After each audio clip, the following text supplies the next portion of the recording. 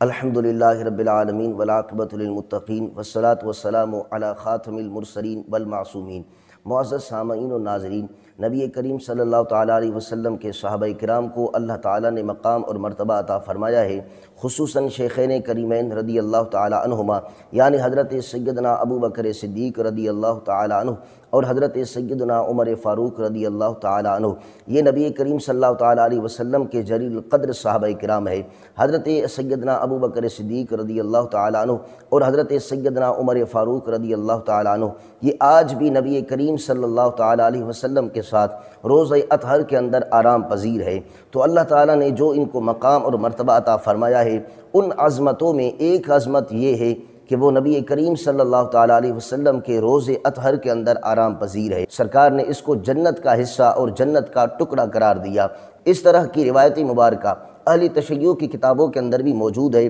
اہل تشیع کی معتبر کتاب ہے وسائل الشیعہ۔ وسائل الشیعہ کی جلد نمبر 1 صفحہ نمبر 123 پر روایت موجود ہے کہ ایک دن حضرت امام جعفر الصادق رضی اللہ تعالیٰ عنہ انہوں نے ان کے اپنے غلام میسرہ سے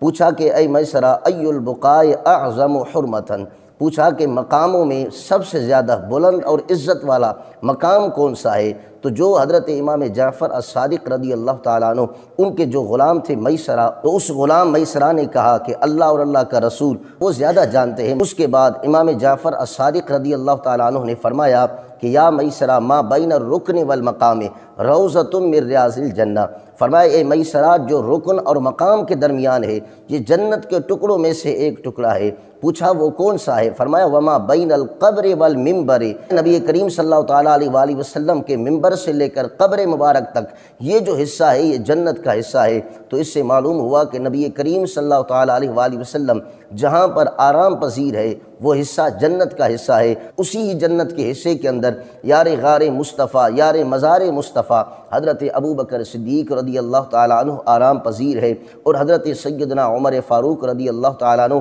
سرکار کے ساتھ اسی روز اطہر کے اندر آرام پذیر ہے۔ اسی طرح اہل تشیع کی معتبر کتاب ہے الفروع من الکافی، ابو جعفر محمد بن یعقوب الکلینی شیعہ کے معتبر ترین عالم ہے، اس کی کتاب ہے، اس کی جلد نمبر 4 اور حدیث نمبر 3 پر حضرت امام جعفر الصادق رضی اللہ تعالیٰ عنہ ان سے پوچھا گیا کہ ہمارے آقا صلی اللہ تعالیٰ علیہ وسلم کا یہ فرمان ہے، قال رسول اللہ صلی اللہ تعالیٰ علیہ وسلم ما بین بیتی و منبری روضۃ من ریاض الجنہ، فرمایا نبی کریم صلی اللہ تعالیٰ علیہ وآلہ وسلم کا یہ فرمان جو ہے کہ سرکار نے ارشاد فرمایا میرے منبر سے لے کر میرے گھر تک یہ جو حصہ ہے یہ جنت کا ٹکڑا ہے، یہ جنت کا حصہ ہے۔ پھر اس کے بعد راوی کہتا ہے میں نے سوال کیا یہ روضۃ الیوم، میں نے پوچھا کیا آج بھی جنت کا حصہ ہے جہاں پر نبی کریم صلی اللہ تعالیٰ علیہ وآلہ وسلم اور نبی کریم صلی اللہ تعالیٰ علیہ وآلہ وسلم کے خلفاء اصحاب آرام پذیر ہیں، کیا یہ آج بھی جنت کا ٹکڑا ہے؟ اب امام جعفر الصادق رضی اللہ تعالیٰ عنہ نے یہاں پر تعویلات نہیں کی اور بات کو چھپایا نہیں،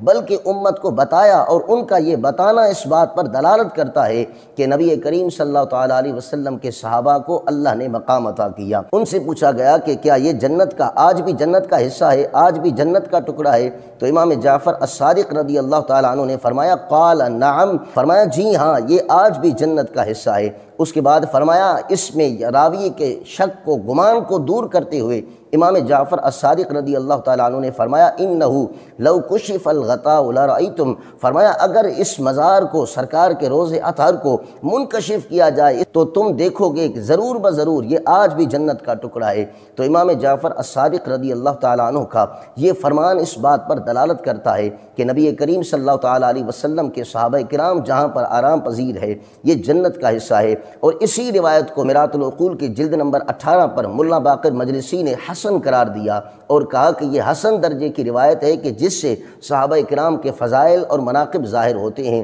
اور اس سے ایک بات یہ بھی سمجھ میں آئی کہ اللہ تعالیٰ نے آج کے اس دور کے اندر ہی ان کو جنت کے حصے کے اندر سلایا ہے، تو یہ اس بات پر دلالت کر رہی ہے کہ امام جعفر الصادق رضی اللہ تعالیٰ عنہ جو کہ شیعہ کی نظر میں معصوم امام ہے، اس کا یہ فرمان اس بات پر دلالت کر رہا ہے کہ وہ نبی کریم صلی اللہ تعالیٰ علیہ وآلہ وسلم کے ان صحابہ کرام کو جنتی مانتے تھے اور جنتی سمجھتے تھے، تبھی تو اس نے اس بات کو واضح طور پر بیان کیا۔ تو اللہ تعالیٰ نے ان جنتیوں کو مقام عطا کیا ہے، شرف اور عزت عطا فرمائی ہے۔ تو اللہ تعالیٰ ہمیں ان صحابہ کرام کی عزت کرنے کی توفیق عطا فرمائے۔